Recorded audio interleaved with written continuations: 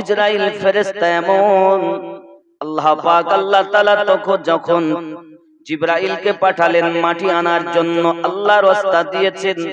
জিবরাইল ফিরে গেছেন, মিকাইল এসেছেন ফিরে গেছেন, ইসরাফিল এসেছেন ফিরে গেছেন, হযরত ইসরাইল আলাইহিস সালাম এসেছেন।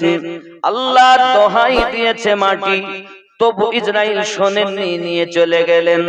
রব্বে কারীম বলেন, আমার ফেরেশতা মাটি কি তোমাকে আমার ওয়াস্তা দেই নাই? আয় রব্বে কারীম, অবশ্যই আমাকে ওয়াস্তা দিয়েছেন, তবে আমার কাছে আপনার হুকুম পালন করাটা হলো ফরজ। রব্বে কারীম, আমি মাটির কান্না সহ্য করে, মাটির কথা আমি উপেক্ষা করি, আপনার হুকুমকে মহান মনে করে মাটি নিয়ে এসেছি, আপনি হুকুম করেছেন। আল্লাহ পাক বলেন, আজ থেকে দায়িত্ব আপনার, মানুষের রূহ বার করার দায়িত্ব। যখন মালাকুল মউত আমাদের কাছে আসে, হে জওয়ান যুবক খেয়াল করুন, মালাকুল মউত বলে, আমার আল্লাহর বান্দা, আল্লাহর বান্দি, তোমার আব্বাকে নিয়ে যাই, এক মুঠো রুজি থাকাকালীন আমি নিয়ে যাই না। পানির ফেরেশতা মিকাইল বলেন, আমি পানি এক ঘোট থাকা পর্যন্ত তোমার পাপের মরণ হবে না। আব্বা আমার একটি নিঃশ্বাস থাকা পর্যন্ত আমি মালাকুল মউত তোমার পিতাকে নিতে আসি নাই। আমাকে তোমাদের বাড়ি বারবার আসতে হবে, একবার নয় বারবার আমাকে আসতে হবে রূহ নেওয়ার জন্য। কেন আমাকে অপবাদ দিবেন? কেন আমার প্রতি অত্যাচার করবেন?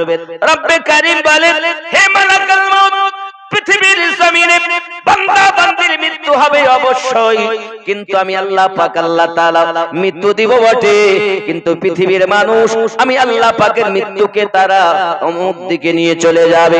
কোন দিকে নিয়ে যাবে?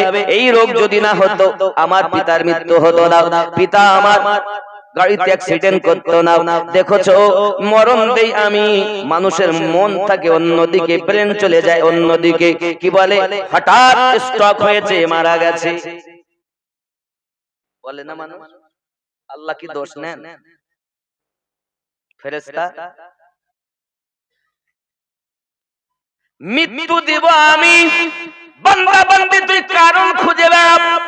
হে সোনা মানিকেরা, যখন আপনার আব্বা, আপনার আম্মা, আপনার সন্তান দুনিয়া থেকে যাবে, খুব খেয়াল করুন, সঙ্গে সঙ্গে মালাকুল মউত যখন আপনার কিনা দরজায় এসে ধর্ণা দেয়, ওরে আমার সোনা মানিকেরা, ওই মৃত ব্যক্তি পিপাসায় কাতরাতে থাকে, মরণের যন্ত্রণা তার জাকান্দানি শুরু হয়ে যায়। তার বিবি তখন কান্না করে, সন্তান তখন কান্না করে, কেউ বা আপনার চুল ছাড়াছাড়ি করে, কেউ বা আপনার কিনা কান্নাকাটি করে। প্যারা রাসূল সাল্লাল্লাহু আলাইহি ওয়াসাল্লাম জানিয়েছেন, আল মাইয়াতু ইউযাবু ফি কবরিহি বিমা নিহা আলাইহি, যদি কোন ব্যক্তি মৃত ব্যক্তির জন্য বিলাপ করে কান্না করে, তার কবরে আযাব দেওয়া হবে। বিলাপ কাকে বলে? প্যারা রাসূল সাল্লাল্লাহু আলাইহি ওয়াসাল্লাম বলেছেন, কেউ বা আপনার কিনা মাটি চাপিয়ে কান্না করে, কেউ বা আপনার চুল ছাড়াছাড়ি করে, কেউ বা হায় হায় বলে কান্না করে, কেউ বা বুক পিটায়, কেউ বা মুখ পিটায়। এমনি করে যদি কেউ বিলাপ করে, বিলাপ করে কান্না করলে তার কবরে আযাব। এখন মনে করুন, বাপ মারা যাচ্ছে, তার মেয়ে আছে, মেয়ে কাঁদতেছে, কি করে কাঁদতেছে?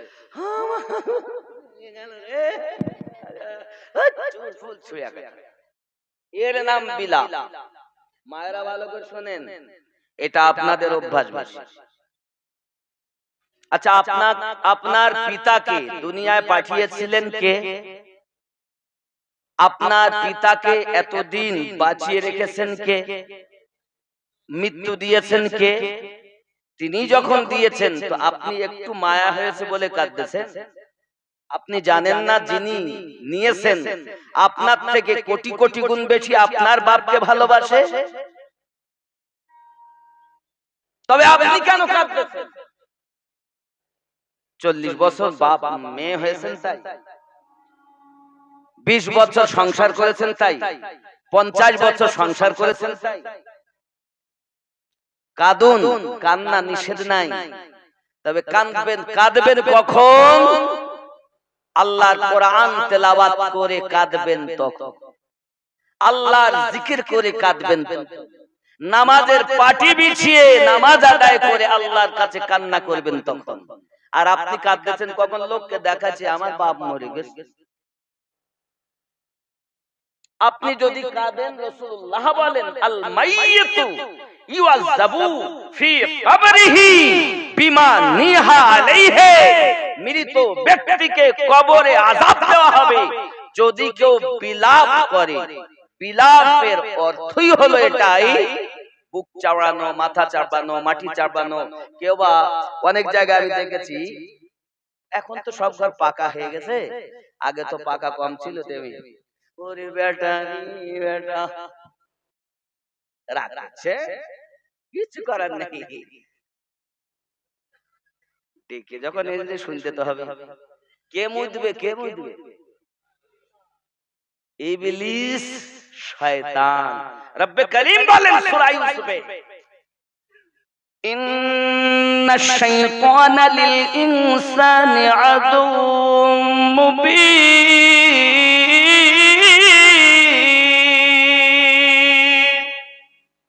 নিশ্চয় মানুষের প্রকাশ্য শত্রু হলো শয়তান, ইবলিস। সে উপরেও শয়তানি, ভিতরেও শয়তানি।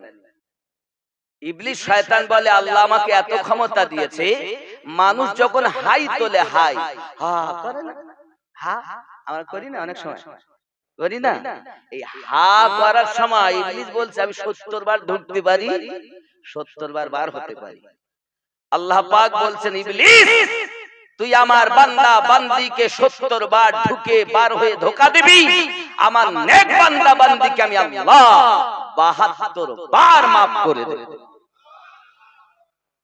হতে তো হবে আল্লাহর নেক বান্দা। সিনেমা ঘর হলে তো হবে, কি বলে? আমরা তো সিনেমা ঘর না, আমরা ভালো না, আমরা তো ভালো। আব্বাজি আমার খুব খেয়াল।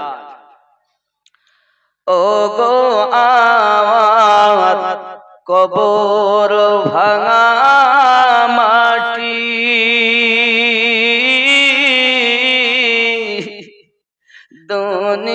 দুনিয়ার সব মায়ার পিছনে তোমাকে জেনেছি খাঁটি। আমার কবর ভাঙা মাটি,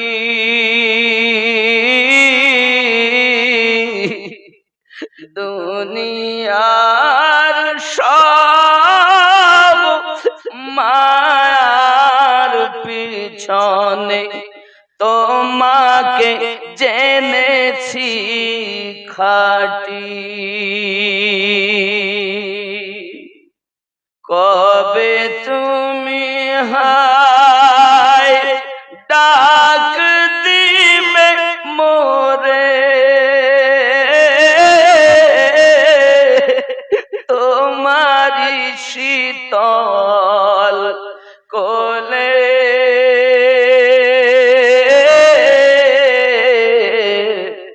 তোমারি বুকে শুয়ে পড়িব বিশ্বের মায়া ভুলে। ও গো আমার কবর ভাঙা মাটি,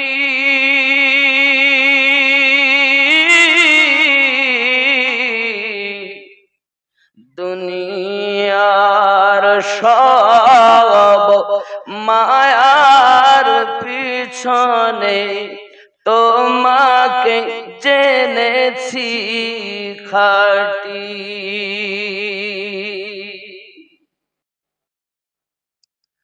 রবে না সেদিন পিতার আদর, মায়ের স্নেহের চুম,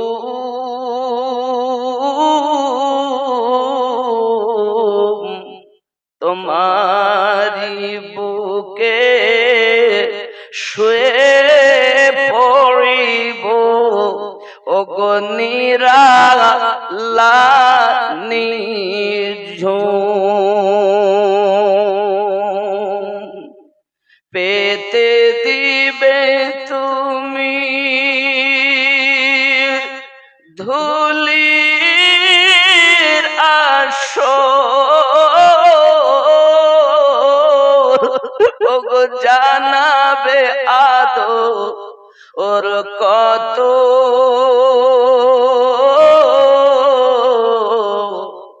তোমারি মাঝে শুয়ে পড়িব চির জনমের মতো ওগো আমার কবর ভাঙা মাটি